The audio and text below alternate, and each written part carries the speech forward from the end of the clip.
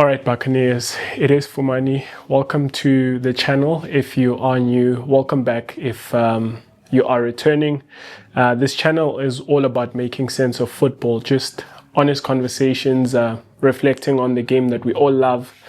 It is Fumane after Chippa United 0, Orlando Pirates 3. And I want to sort of come out swinging and say that Chippa United will be very disappointed with the scoreline, because this is one of those games where if you look at the scoreline and you just watch the highlights, you're really going to think that Orlando Pirates are back and they absolutely destroyed Chippa United. There's a sense in which that is true, in that Orlando Pirates managed to score 3 goals.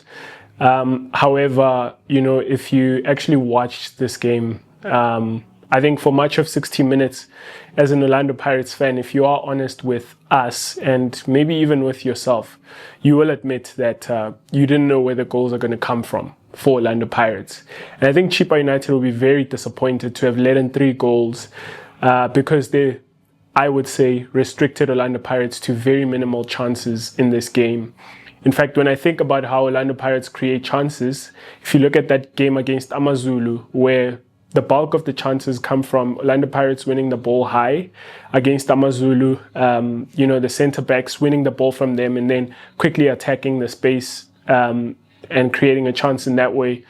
I think well done, Brandon Truter. For much of 60 minutes, Chippa United had seemed to mute Orlando Pirates in that regard, because Mujadi Bodu, Mobara and Mosele, the 2 centre-backs and the defensive midfielder, respectively, were very good on the ball until I think the first mistake where Pirates are in that way, where they win the ball back against Chippa United and create a chance, is around 50-something minutes. Ozuna Polis intercepts a pass, I think, from Mosele, and then plays in Butuma. Butuma quickly plays in Patrick Maswanganyi. Patrick Maswanganyi puts a man on the floor, but as he's about to finish, I think there's an interception and Orlando Pirates get a corner.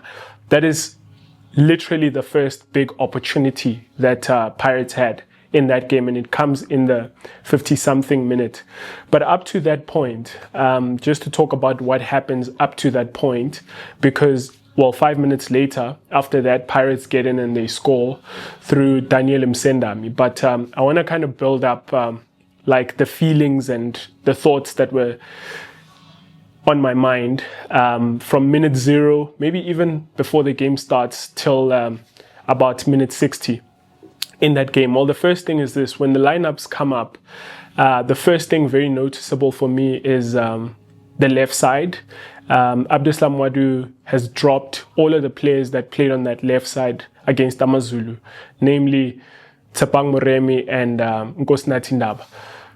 Is it Nkoskona Ndaba or Nkosinathi Ndaba? You guys will correct me. But Ndaba, you know who I'm talking about, the left back of Orlando Pirates. He has dropped that entire left side. And for me, it's interesting because the observation against AmaZulu was that that left side was the enemy of Orlando Pirates. The left side of Orlando Pirates was the enemy of Orlando Pirates, not intentionally. Obviously, Ndaba and Moremi will never intend to be the enemy of Orlando Pirates wearing the Orlando Pirates shirt. But I think they had poor performances, and he actually goes with the left side that played in the second half against AmaZulu, our previous game. And that is Hotter at left back and Ozuna Polis as the left winger. And already that for me is clear what he wants. Hotter is going to go out wide. Polis is going to come in the half space and aid Patrick Maswanganyi in between the lines for Orlando Pirates. And I'm thinking, well done, coach. Beautiful. This is it. This is how Pirates get an advantage against Chippa United, or any team for that matter, you know. And then another side that's quite noticeable for me, I mean, obviously up front, this is the topic of conversation for everyone, is he's sticking with Yanele Mbutuma, but I'm not going to make much of that. I was okay with that. Though I will touch on that quickly regarding what we saw at the end of the game, where Lungu, after, you know, Orlando Pirates have gone 3-0 up, I think maybe even 2-0 up, Lungu starts to play as the striker when Butuma goes off and Radio Pani is not introduced. However, that right side, when I look at the right side, I see Sibilebele. Something I spoke about in the build-up to the game is that it's going to be interesting, because what I do expect is that Chippa United will try to isolate, I beg your pardon, Justice Figueiredo, their left winger, with Kamkhelo Sbilibili, because Sbilibili is not the most amazing defender, one. Two is that he's going to go forward and he's going to leave that space for Figueiredo to get the ball and run at Pirates. And literally that's how it played out. So when I saw the lineups come out, I'm thinking Justice Figueiredo on the left, I see Sbilibili at right back. I'm like, game on. That's going to be an interesting battle throughout the game. And Siema's going to have a good game as well, because he's the one that's going to mop up for Sbilibili on that side. But more interesting for me as a Pirates supporter is in front of Sbilibili, there is Lungu. Now, we saw that against Amazulu. And I mean, might have seen it in little instances in that game, but obviously Lungu misses a big chance coming off of that right side. And the first thing I'm thinking as the lineups come out is that, okay, what's going to happen is Ozonapolis is going to play in the left half space, as I've already mentioned. Tito Maswanganyi is going to play in the right half space when Pirates have got the ball. And then you're going to have sort of like an overload on the right of Sbilibili and Lungu on that side, and Maswanganyi also coming towards them to support them. And that's going to create either space for Sbilibili out wide, or it's going to create space for Lungu sort of inside coming in, or if both are marked, then it's going to create space for Maswanganyi as the third one to be playing those diagonal inward passes. Now, the other thing that I think, before I get to the one thing that I want to say about that is, I'm thinking you've got Ozonapolis and Tito Maswanganyi who are going to be the brains of the team. And then up front, you've got Yanele Mbutuma, who's playing as a striker, so it should be the goal threat by virtue of being the striker. I'm thinking you need someone else who's going to be a threat in terms of goals in any team. It can't just be Mbutuma. Who's going to be that guy? And I'm thinking, you know what, the genius here could be Lungu on that right, where Sbilibili goes in and then Lungu goes inside as someone who threatens the box. And you saw against Amazulu, his big chance comes in that way, where he kind of gets in between the centre back and the right back. He gets a chance, and then he misses a big chance in the Amazulu game. You guys will have already seen if you've already watched the highlights. For those of you who are watching this before watching the highlights or didn't watch the game, Lungu did score in that way. Gets in there again, Patrick Maswanganyi releases him, where, you know, for much of the game, what Orlando Pirates was doing was kind of playing like this, and they had no chance in the first half, like a chance in which they created, got in the box and scored. And again, I've already mentioned that they were limited in terms of winning the ball back, and against maybe winning the ball back from the centre backs and then quickly getting in on goal. Chippa United was giving Orlando Pirates none of that at all in the first half, and maybe some 15 minutes in the second half. But yeah, in the second half, I'm sorry, I did get interrupted there. So I'm going to try pick up where I think I left off. But yeah, so Orlando Pirates up until that point had been going around, you know, Chippa United in front of them, sometimes just going straight, hit a diagonal towards the right where Sbilibili is isolated. But I think the genius of Patrick Maswanganyi, he's just got a disguise in the way that he plays, just generally. He's a disguised player. You think he's going to do the one thing and he does another. And the way that he plays Lungu in on goal is, you know, I think Chippa United is expecting that when he gets that ball, he's going to go out wide to Sbilibili. But he plays him in again like we saw against Amazulu. And this time Lungu, you know, touch and then he hits it hard. And Stanley Nwabali, the goalkeeper of Chippa United, I think should have done better, but he parries the ball into the back of the net, and Orlando Pirates get their first goal. And I think at that point, Chippa United must have been really disappointed, because they're thinking, we've got this game, Pirates are getting nothing from this game, no chances, none of that. But again, Patrick Maswanganyi is the one who kind of is the differential for Orlando Pirates in that moment, with kind of his genius and his resuscitated and revitalized genius that we are seeing of late. The Patrick Maswanganyi that you've come to expect is the one that you're coming to see. He's just like creating chances, that kind of thing, coming in deep, and then playing that diagonal. It's something that I want to actually say that you know, that pass of Maswanganyi is a work of genius. It's a brilliant piece of art that needs to be spoken about and put in a museum somewhere to be praised, you know, because, you know, that pass, sometimes people maybe think that kind of thing is like some coincidence. He just played a nice pass, but he's been doing that, Patrick Maswanganyi, ever since playing for Orlando Pirates. And if you ask Zakhele Lepasa, he will know that pass very well. I specifically remember a first leg at Stellenbosch in the MTN8 semi-final. I remember Zakhele Lepasa's goal with the head, where Maswanganyi played that ball, where he peels off, sort of, when the opposition are pinned back, and then everyone is kind of picking a marker, and then Maswanganyi steps out of the traffic, he receives the ball, shifts it to his left, he plays it.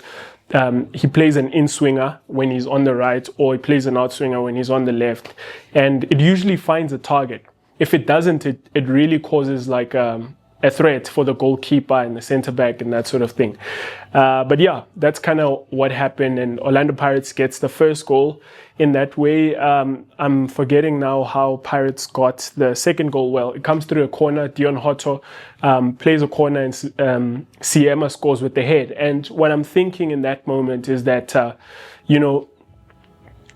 Orlando Pirates defenders are going to have to aid the team with these goals in this goal-scoring drought spell that Orlando Pirates is going through. You're going to need people like Siema to chip in with a goal with the head. It counts. It's a goal. It counts. It adds to the points. It makes no sense for us to sit and complain about, this player's not scoring. We should maybe point it out that, hey, let's score. But I think that people sometimes over-dramatically are not happy when Pirates scores through a set piece. Maybe I might be one of those people. I don't know. You guys will tell me if you've watched some of my videos. But, sometimes you must take a set piece goal and go, hey, we got the 3 points. We move forward. Set pieces are a part of the game.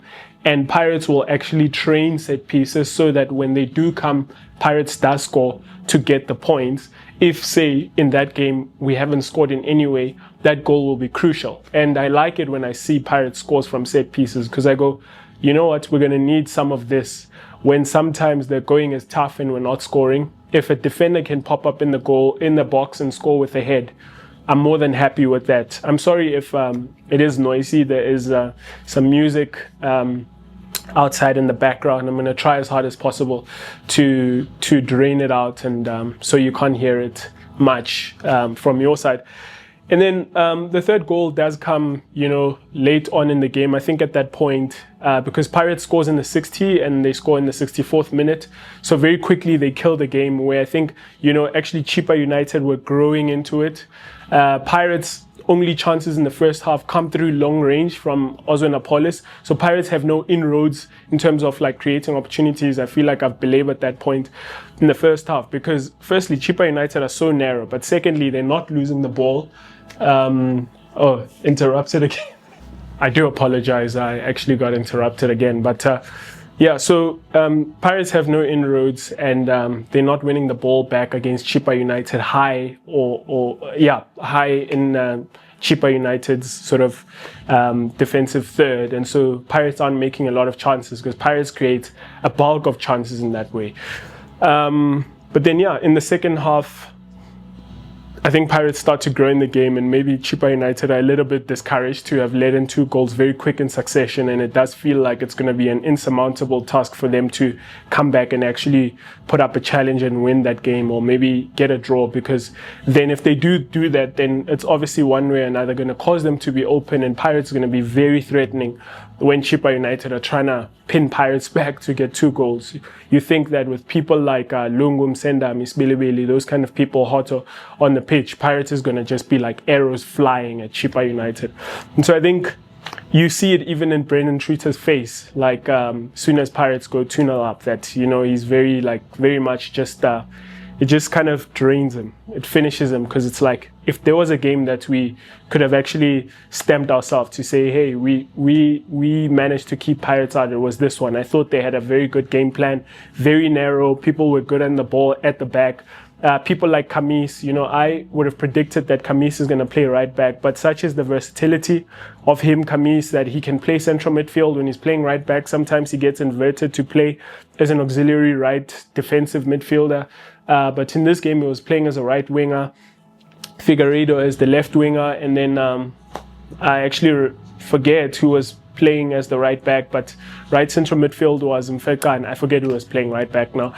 And yeah, so I think all in all, like, so that I don't sit here and kind of like ramble for too long, I do think that Pirates can be happy that, found a way to eventually win that game. And that's where your smart players, your geniuses come to the party. They come to life. Like, in fact, the reason why we regard people like Maswanganyi as geniuses and the best players at Pirates, this or that, is because when the going is tough, you do expect that Maswanganyi is going to find a through pass. And then you expect that Lungu is going to finish it. And maybe actually to get to that point, in my previous video, I spoke quite at length about just the disappointment in Radiopane, who I rate very much in terms of his ability. But I do think that it is quite telling that even in this game, the coach rather went for taking Lungu to be the striker from right winger and not playing Radiopane. It says a lot, but I don't want to talk about that. I rather want to talk about Lungu, that he seems to be now the solution maybe for that number 9. And you wonder if in some games he's actually going to say, you know what, we're going to start with Lungu there as our number 9 and maybe play someone like Khositsile or something like that. But yeah, lastly, we saw people like Mtia Rapo again get some minutes.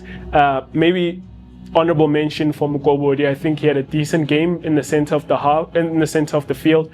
That's something that I wanted to keep an eye on as to who's going to come in and stabilize that midfield with, the absence of Nduli and Talentembata, people that I consider as people that are going to give me a sense of calm, that someone who is like a senior citizen is in the center of the park, or someone responsible. I'm sorry if I keep looking there, it's because I've been interrupted already a few times. So yeah, anyway, let me park it there. I think brilliant 3 points for Orlando Pirates to be able to take against somewhat the run of play, in my humble opinion, or just disrupting the flow of the game, in which I thought Chippa at that point was growing in the game, but Pirates actually brought that curve down and took theirs up, where Pirates one was kind of going like that. And it was those games where you're wondering if it's going to be a 0-0 or Chippa's going to steal one. But Chippa will be disappointed with their goalkeeper, Stanley Nobali. They'll be disappointed to have let in those 3 goals sort of towards the end of the game. In fact, the third one also comes in Pirates winning the ball back, and then Daniel Msendam scores. But let me leave it there. Tell me, guys, what were some of the things that you were thinking throughout this game, and some observations that you thought were interesting. Anyway, cheers, guys.